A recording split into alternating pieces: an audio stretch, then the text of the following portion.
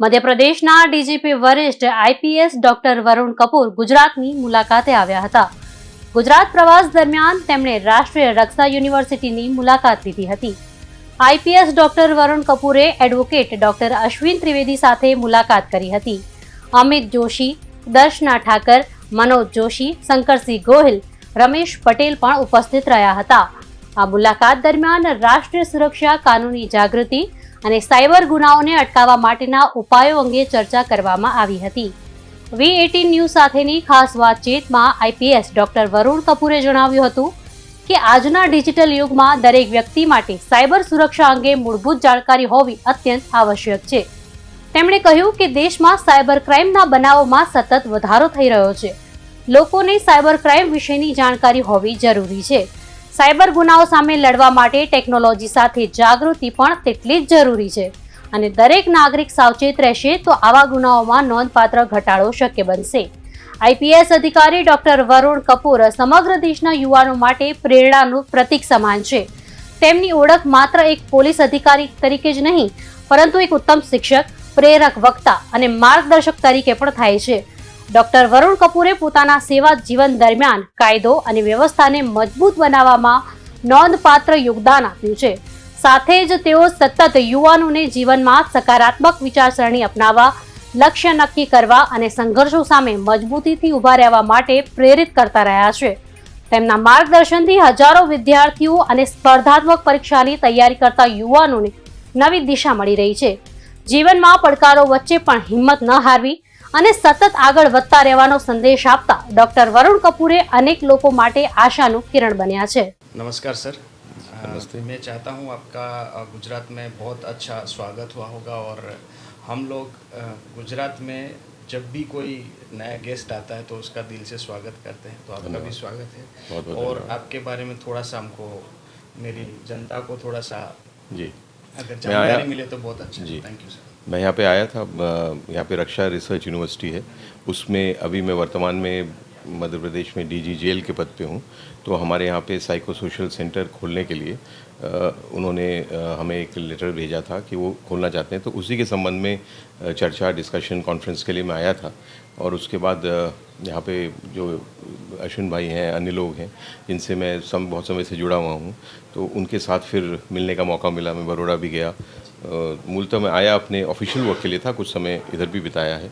और cyber crime का मेरा एक पुराना एक बहुत साइबर सिक्योरिटी अवेयरनेस जिसे बोलते हैं, उसमें मैंने बहुत काम किया है। मेरे 16 साल का अनुभव है उसमें अपने वो भी मैं अपने एक्स्ट्रा टाइम में करता हूँ। मेरा वो काम नहीं है, जॉब नहीं है, बट मैं 16 साल से कर रहा हूँ क्योंकि मेरे को लगता है कि लोगों को साइबर के बारे में जानकारी होनी चाहिए और तभी वो लोग बच पाएंगे ये साइबर क्राइम जो बहुत तेज़ी से बढ़ रहा है उससे। सच बात है सर, बिल्कुल सच बात। बहुत ज़रूरी है क्योंकि उसमें ऐसी मैं हमेशा सबको मैंने कई IIT, IIM, DRDO, इसरो में पूरी दुनिया में जा चुका हूँ।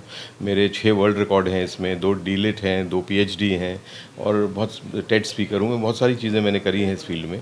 तो मैंने ये समझा है कि अगर साइबर सुरक्षित रहना है, अगर साइबर क्राइम से बचना है, तो वो नागरिकों को खुद बचना है। प्रिवेंशन उनके हाथ में है। और वो होगा कैसे? वो होगा सिर्फ उससे कि आप जागरूक हो, अवेयर हो और आप चीज़ों के बारे में जानो और उन चीज़ों को करो। अगर आप नहीं करेंगे और लापरवाही थोड़ी सी भी बरतेंगे और ऐसा सोचेंगे कि यहाँ तो खतरा है नहीं, किसी से भी दोस्ती कर लो, कोई भी पैसा ट्रांसफ़र कर लो, कोई भी मूवी डाउनलोड कर लो, मतलब दुनिया तो बहुत अच्छी है साइबर दुनिया, उसमें सारी सुविधाएँ हैं, सब उसमें मनोरंजन है, खतरा आपको दिखता नहीं है। कोई चाकू लेके आके आपको लूटता नहीं है, कोई गोली मार के आपकी जान लेता नहीं है, पर आपकी जान भी चली जाती है, आपको पता भी नहीं चलता। तो इसीलिए ऐसा दुनिया जिसमें खतरा दिखता नहीं है या महसूस फील भी नहीं होता, तो उस दुनिया में हमको अपना माइंडसेट बदलना है, अपना तरीका बदलना है, जो सोचने का, देखने का, करने का, उसको करना है। तो आपको फिर बचना है और वो करना आपको ही है, वही व्यक्ति को करना है और कोई नहीं कर सकता, आप ही कर सकते हो। तो उसके लिए ज़रूरी है, जागरूकता बहुत इंपॉर्टेंट है। इसलिए मैंने बहुत सारे सेशंस लिए हैं, अपने अतिरिक्त समय में लिए हैं, मैंने हज़ारों सेशन लिए हैं। मैं 7 देशों में जा चुका हूँ, इंडिया के अलावा सब राज्यों में। तो मैं यहाँ भी मैं आया हूँ, अहमदाबाद में भी, गांधीनगर में भी आया हूँ, पहले भी आया हूँ, यहाँ यूनिवर्सिटीज़ में आया हूँ, क्योंकि ये मेरा एक पैशन है, एक मिशन है। तो इसलिए आपके चैनल के माध्यम से मैं आपकी जो श्रोता हैं उनको ज़रूर जागरूक कर सकता हूँ कि आप ज़रा ध्यान से रहें, चीज़ों को जानो, करो, सुरक्षित रहो। खतरा दिखने नहीं वाला, बट ऐसे खतरे से बचना जो दिखता नहीं है, ये सबसे बड़ा चैलेंज है साइबर सिक्योरिटी में। और ज़्यादा समय नहीं है, बट अदरवाइज़ कभी और मौका मिलेगा तो आपको ज़रूर उसके सिद्धांत और प्रिंसिपल्स भी बताऊंगा। पक्का सर, और मैं चाहूँगा कि हम लोग आपकी सेवा ज़्यादा से ज़्यादा लें और मेरी पूरी टीम ऐसा एक कुछ प्रोग्राम बनाए जिसकी वजह से आप वीकली या मंथली थोड़ा बहुत टाइम निकाल सके और वो हम ज़्यादा से ज़्यादा लोगों तक पहुँचा सके और बच सके लोग, क्योंकि ये ऐसा क्राइम मैं मानता हूँ कि जिसके अंदर ऐसे लोगों को टारगेट किया जाता है कि उनको पता ही नहीं है कि वो शिकार हो चुके हैं। मतलब कहीं दूसरे सारे क्राइम जो होते हैं उसमें खुद को पता तो चलता है, लेकिन इसमें तो पता ही नहीं चलता है, और उसके बाद में वो सारा लॉस होने के बाद उसको रिकवर करने की सोचता है। और बड़े बड़े अच्छे अच्छे लोगों के साथ ऐसा होता है, ठीक है। ऐसा नहीं है कि सिर्फ भोला इंसान है तभी हो रहा है, पढ़े लिखे लोगों के साथ हो रहा है। और आजकल तो ऐसा भी मुझे लग रहा है कि ये इस हद तक पहुंच गया है कि लोगों को अरेस्ट कर रहे हैं, डिजिटल अरेस्ट। अब डिजिटल अरेस्ट जैसा कुछ मेरे हिसाब से कुछ है नहीं, ठीक है, फिर भी लोग क्या कर रहे हैं, उसका शिकार हो रहे हैं। तो सर आप बहुत अच्छा काम कर रहे हैं और मेरी पूरी टीम, मेरा मतलब पूरा चैनल आपके साथ है इस काम को लेकर के।